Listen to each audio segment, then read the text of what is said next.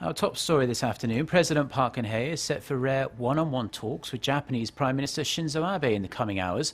The South Korean leader is in Laos with other regional leaders for this year's ASEAN Summit.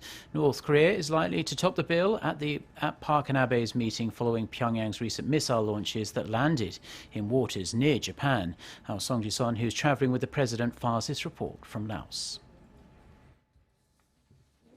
On the final day of 2015, ASEAN member nations officially launched the ASEAN Community in a bid to strengthen synergy and collaboration in the region.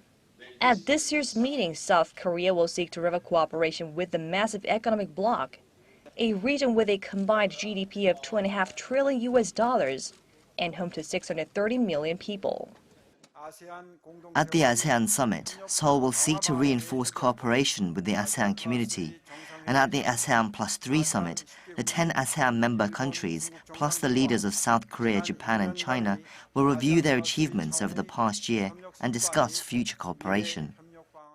President Park will also use the chance to win greater support from the international community to press North Korea for its nuclear and missile provocations. After a summit on Tuesday with U.S. President Barack Obama, where the two leaders vowed to counter North Korean threats with all possible measures, President Park will now discuss the North Korean issue with their Japanese counterpart, Shinzo Abe.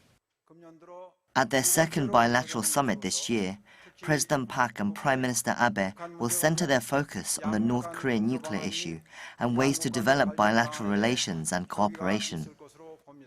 Following talks with Abe, President Park will have completed a series of bilateral talks with Russia, China, the U.S., and Japan. The leaders will all gather at the East Asia Summit on Thursday to further discuss regional security. Song Ji-son, Arirang News, VNTN.